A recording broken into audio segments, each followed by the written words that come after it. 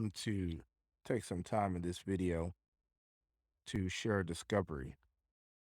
And I don't know if you've heard of this book before. I feel like I've seen it on a book list maybe one time. I was walking through the library with my family and I looked on the shelf. My intuition told me to walk over to this book, pick it up, and take it home. Right. And I don't really consider myself to be an artist anymore, which is interesting because I was an artist for such a long time. It was really my identity. It was the way that everyone else in the world identified me. Everyone knew me as a musician, as an artist, as a creative. And I no longer identify that as that. And in some ways, I guess I did almost my best to completely disassociate myself from that identity because I didn't, I guess at the time, I didn't want people to feel like I was just there for their entertainment, after having been involved in like performance and music and all of that stuff. So I stumbled across this book and I started reading it and I was just absolutely blown away. So where I'm at right now, I'm really getting into this first chapter. And what this book is basically, it is exactly what it says. It's a spiritual path to higher creativity. And actually, that's probably the most accurate way that I could describe this book. And right now, like I said, I'm getting through the first chapter of it, but it's actually a 12-week program. And inside of this 12 weeks, there's a number of exercises that they ask you to do. And the famous one that I think everyone kind of talks about is something called morning pages. And morning pages is really a journaling exercise to begin to shine a light on your inner critic. I think that that's really the purpose of it. That's the purpose of it, but also to get out everything on in your head. So I guess what you're supposed to do is every morning you wake up, you're supposed to write 3 pages and just write whatever comes to mind. If you can't think of anything, you write that. So that's going to be an interesting exercise to go through. But she has some other things inside of this 12 program. I'm very much so going to take it very seriously. I guess this is in a way kind of like an unofficial, like I'm kicking off my first 12 weeks. I guess this could be that unofficial thing because I'm going to go through the whole program. She said some stuff in here that was so profound in these first few pages, specifically in relation to artists that have lost their wife, as well as people who no longer identify themselves as artists, yet they have like these tertiary professions that surround art, or they have a profound interest in art, or they become a critic of art. And all of this stuff, man, is just really based around us being hypercritical of ourselves and us not allowing the creativity and the gifts that we should be sharing with the world, us not allowing those gifts to be manifest in the world because us cutting them off because of our either limiting beliefs or our hypercriticisms and feelings that we aren't enough.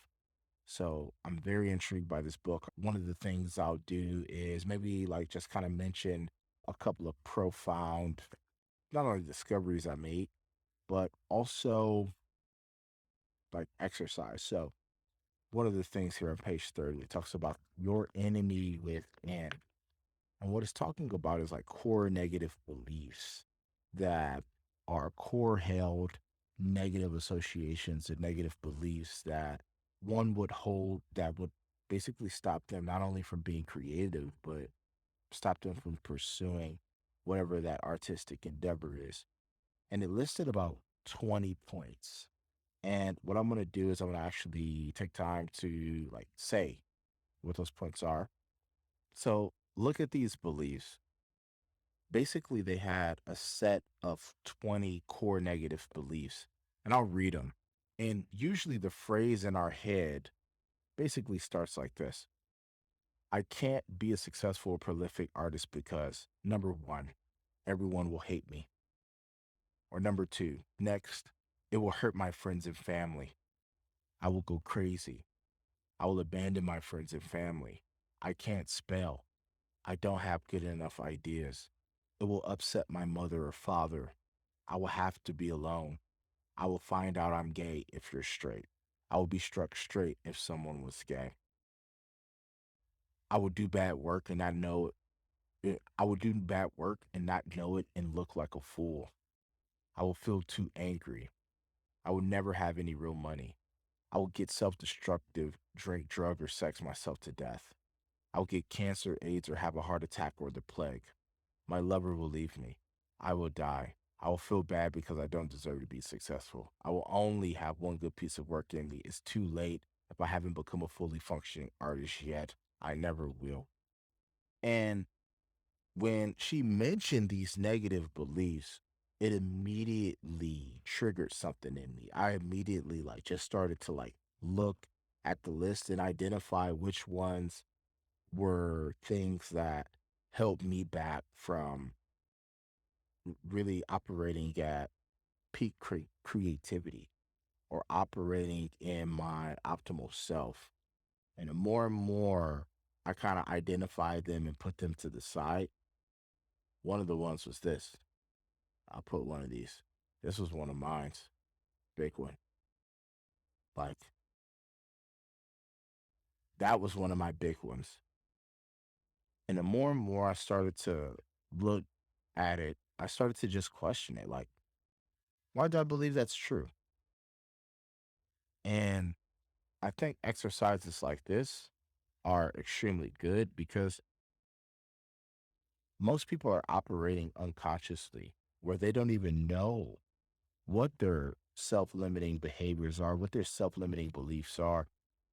And the moment in which you can shine a spotlight on that thing and you can see that thing for what it truly is, it might as well be gone, right? It's almost like if you open the door and like shine the light, it's like in the closet, it's like every single thing scatters. And that's what ends up happening. So this one or this one exercise of discovering and shining a light on these negative core beliefs surrounding creativity, surrounding being an artist, I was like, man, this book is some serious stuff. So she encourages you to do a few more exercises in the first week. I'm not going to name them all. I think you should very much so go out and get the book. I'm going to take time to actually go through this. I'm going to practically go through the actual 12 weeks of this book. But this book it's waking something up in me. It's waking up something in me. And it's very much so coming right at the perfect time. Right at the perfect time. So wanted to share that. Go pick it up the artist way. I'm going to go through the 12 weeks. I'll be documenting my progress here on YouTube, specifically, especially like with this morning pages exercise. And yeah, wanted to share that the artist way.